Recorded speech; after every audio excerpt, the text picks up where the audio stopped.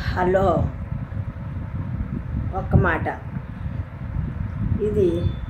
ఈ మాట వింతగానో విడ్డూరంగానో చాలామందికి ఉండవచ్చు.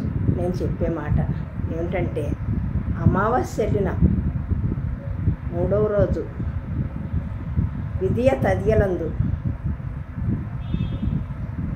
నెలబాలుణ్ణి చూడండి. చూస్తే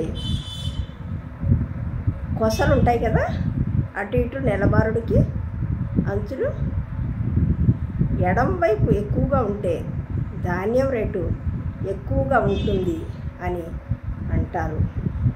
కుడివైపు ఎడం వైపు తగ్గి కుడివైపు కొమ్ము ఎక్కువగా ఉంటే ధాన్యం రేటు తగ్గుద్ది, ఉప్పు రేటు పెరుగుద్ది అని అంటారు. ఇంకా అపరాల రేట్లు కూడా తగ్గుతాయని చిన్నప్పుడు మా తాతగారు కానీ మా నాన్నగారు కానీ చెప్తూ ఉండేవారు.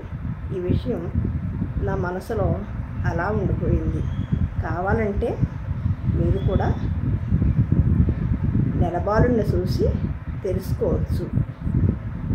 ఒక్కొక్కసారి తల్లక్రిందులుగా కూడా ఉన్నట్టుగా నెలబాలుడు మనకి కనిపిస్తాడు. అటువంటప్పుడు రేట్లు చాలా ఎక్కువగా ఉంటాయి. ధాన్యం రేట్లు, ఉప్పు రేటు తగ్గుద్దని చెప్పేవారు. మరి అలాగా ధాన్యం రేటు కూడా ఇప్పుడు మరి తగ్గుతున్నట్టే మనకు భావించాలి.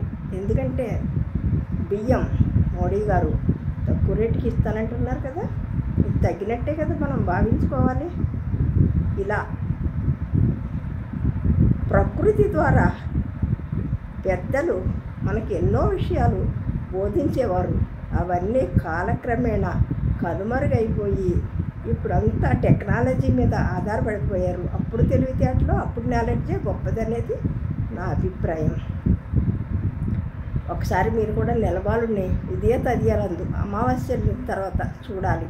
చూస్తే మీకే అర్థమవుతుంది. ఒక్కొక్కసారి ఎడం వైపుకి ఎక్కువగా ఉంటుంది, ఒక్కొక్కసారి కుడివైపుకి ఎక్కువగా ఉంటుంది. ఈ రోజుని చూశాను నేను. ఈరోజు అంటే మంగళవారం అనమాట. మంగళవారం నాడు చూశాను. కొంచెం తేడాలో సమానంగానే కొమ్ములు కనిపిస్తున్నాయి. నెలబాలుడు కొమ్ములు అంటే ఆ కొస ఈ కొస అనమాట, కొమ్ములని అంటారు. ఒక్కసారి ఆసక్తి కొలిది మీరు కూడా ప్రతీ నెల కూడా చూస్తే మీకే అర్థమవుతుంది. ఈ వీడియో నచ్చితే లైక్ చేయండి, షేర్ చేయండి, సబ్స్క్రైబ్ చేయండి.